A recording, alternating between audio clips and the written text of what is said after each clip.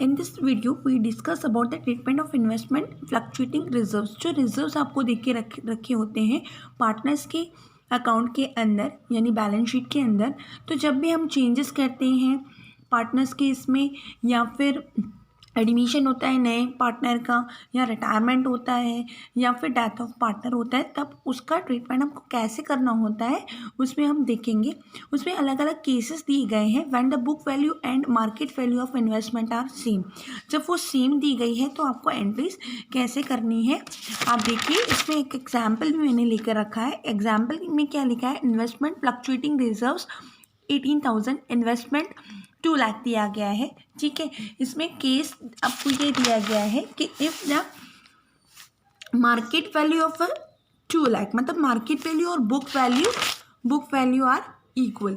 जब market value और book value equal होती है, ठीक है, तो उस टाइम आपको एंट्रीज कैसे करनी होती है, उसमें कोई भी चेंजेस नहीं है। यानी फ्लक्चुएटिंग जो रिजर्व्स हैं आपके इन्वेस्टमेंट फ्लक्चुएटिंग फ्लक्चुएशन रिजर्व्स, अब इसको अपन क्या करते हैं, पार्टनर्स के इसमें अकाउंट में हम डिस्ट्रीब्यूट कर देते हैं। ओके, तो to partners capital account, that means A's capital account, to B's capital account, to C's capital account. अब ये आपको कितना दिया गया है, 18,000 दिया गया है। जब भी लायबिलिटी डिक्रीज होती है तो वो डीआर में आ जाती है, और जो पार्टनर्स को इसका क्या हो रहा है, गेन हो रहा है। ठीक है, तो गेन इनके ओल्ड वन रेशियोज में हम डिस्ट्रीब्यूट कर देंगे। ठीक है, जब भी सेम है तब आपको फ्लक्चुएटिंग रिजर्व्स क्या कर देना है, रिटर्न ऑफ कर देना है, यानी पार्टनर्स के इसमें बांट देना है। नेक्स्ट आपका है, अगर मार्केट वैल्यू और बुक वैल्यू में कुछ चेंजेस हैं, यानी मार्केट वैल्यू अगर कम दी गई है और आपको उसमें एक, तब एंट्री क्या करेंगे, अगर मार्केट वैल्यू और बुक वैल्यू कम दी गई है बट उसमें भी रिजर्व्स जो दिया गया है उसके इसमें वो लेस देन है। यानी इसका एग्जांपल मैं अभी आपको बताती हूँ। टू इन्वेस्टमेंट अकाउंट, इसकी एंट्री देख लीजिए, fluctuating reserves account to investment account to partners capital account, ये एक एंट्री होती है। इसका एक एग्जांपल यहाँ पर देखिए दे के रखा है। If the market value of investment is 1,91,000, अब इसकी बुक वैल्यू क्या है, 2 लाख है। ठीक है, और इसको मैं जब माइनस कर रही हूँ, ठीक है, तो इक्वल्स टू कितना आ रहा है, 9,000 आ रहे हैं। ओके, 9,000 आ रहा है, दैट मीन्स आपको यहाँ पर जो रिजर्व्स दे के रखे हैं, ठीक है, जो रिजर्व्स दे के रखे हैं वो 18,000 है, यानी इसके इसमें वो कम है, लेस देन दिया है। तो इसके उस टाइम हम एंट्रीज क्या करेंगे, इस टाइम आपकी एंट्री होगी investment fluctuation account reserves account DR2 में क्या आ जाएगा, इन्वेस्टमेंट, जो इसका ये डिफरेंस अमाउंट है वो हम यहाँ पर लिख देंगे 9,000। ठीक है, to A's capital account, to B's capital account, to C's capital account. Okay, अब 18,000 में से 9,000 माइनस करेंगे तो जो 9,000 है वो आपको इसके ओल्ड वन रेशियोज में डिस्ट्रीब्यूट करना रहता है। ओके, अब नेक्स्ट आपको क्या दिया गया, if the fall value of equals to investment reserves are same, that means आपको क्या करना है, इसके अंदर जो 2 लाख रुपए दिए गए हैं आपको और उनका रिजर्व्स दोनों सेम है। ओके, तो आपको उस टाइम एंट्रीज क्या करनी रहती है, आपको ये देखना है। यहाँ पर अब एक और केस हम ले लेते हैं।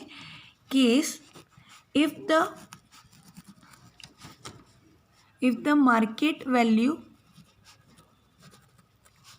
Of investment is 1,82,000। Okay, that means जो अपनी को बुक वैल्यू दी गई है वो कितनी दी गई है, 2 लाख, और माइनस इसकी मार्केट वैल्यू, ये बुक वैल्यू और ये मार्केट वैल्यू 2,18,000, तो इसका क्या आ गया 18,000। दैट मीन्स जो रिजर्व्स आपको दिए गए हैं वो भी 18,000 है, मतलब वो इक्वल्स है ना, ये बराबर है। तो उस टाइम एंट्रीज आपकी क्या होगी, investment fluctuation reserves account DR to investment account. Okay, investment account अपने क्या हो रहे हैं, कम हो रहे हैं, डिक्रीज हो रहे हैं। तो जब भी एसेट डिक्रीज होता है तो वो कहाँ पर आ जाता है, 2 में आ जाता है। ठीक है, अब नेक्स्ट क्या दिया गया है, fall in values of investment market more than investment fluctuating reserves, अगर उससे ज़्यादा आ रहा है। ठीक है, इसका एक और एग्जाम्पल यहाँ पर देखिए, केस दे के रखा है कैसे, if the market value of investment is ₹1,70,000। अब इसमें देखिए book value minus market value. ठीक है, 2 लाख में से 1,79,000 माइनस करूँगी तो 27,000 आ रहा है। पर मुझे रिजर्व्स कितने दे के रखे हैं उन्होंने, रिजर्व्स कितने दे के रखे हैं, 18,000 दे के रखे हैं, यानी ये जो फॉलन हुआ है वो मोर देन है, ये क्या है, मोर देन है। तो उस टाइम हम एंट्रीज कैसे करेंगे, इस टाइम एंट्रीज ऐसी बनेगी आपकी, इन्वेस्टमेंट फ्लक्चुएशन रिजर्व्स अकाउंट। अब ये पूरा का पूरा तो इन्वेस्टमेंट पे चला ही जाएगा। ठीक है, इन्वेस्टमेंट में मुझे लेकर ही जाना है, क्यों, क्योंकि वो कम हो गया, कितना था 18,000, और बाकी कितना आया। ठीक है, वो कहाँ चला जाएगा, रीवैल्यूएशन अकाउंट में जाता है। ठीक है, एक रीवैल्यूएशन अकाउंट हम बनाते हैं, उसमें चला जाएगा टू इन्वेस्टमेंट अकाउंट। ठीक है, कितना आ जाएगा 27,000 जो इसका चेंजेस हुआ है। उसके बाद ये जो 9,000 रुपीज़ है ये बेयर किसको करने पड़ेंगे, ये जो लॉसेस है वो कौन करेगा, जब पार्टनर्स ही करेंगे। अगर वो प्रॉफिट उठाते हैं तो लॉसेस भी कौन उठाएंगे, पार्टनर्स उठाएंगे, उनके ओल्ड वन रेशियोज के इसमें ही उठाएंगे। ठीक है, टू रीवैल्यूएशन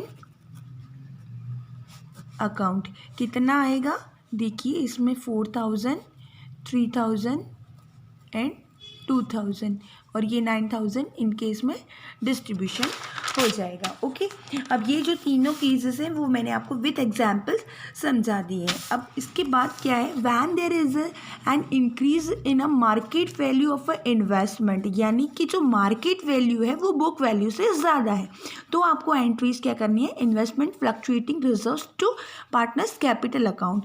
दूसरी एक और एंट्री करनी पड़ेगी, investment account to revaluation account, revaluation account to partners capital account. उस टाइम आपकी ये 3 एंट्रीज होंगी। देखिए इसका एक एग्जाम्पल यहाँ पर मैंने लेके रखा है, if the market value of 2,18,000, यानी कि आपको बुक वैल्यू क्या दी गई है, 2 लाख दी गई है और मार्केट वैल्यू कितनी दी गई है, 2,18,000। दैट मीन्स 18,000 क्या हुआ है, मोर देन हुआ है, ज़्यादा आया है। तो इसमें सबसे पहले हम क्या करेंगे, इसमें उसको रिजर्व्स की कोई ज़रूरत नहीं है, इन्वेस्टमेंट को रिजर्व्स की कोई ज़रूरत नहीं है। ये रिजर्व्स हम क्यों करते हैं, क्योंकि अगर इन्वेस्टमेंट अगर कम हो गए तो उस टाइम हम वो यूज़ कर सके, पर मार्केट वैल्यू अब क्या हो गई है, ज़्यादा हो गई है। तो ये वाले जो रिजर्व्स जो हमारे रखे हुए हैं वो हम सबसे पहले क्या करेंगे, डिस्ट्रीब्यूट कर देंगे, investment fluctuation reserves account DR to A's capital, क्योंकि उनको वो मिल जाएगा, बेनिफिट मिल जाएगा उनका। फिर B's capital, then C's capital.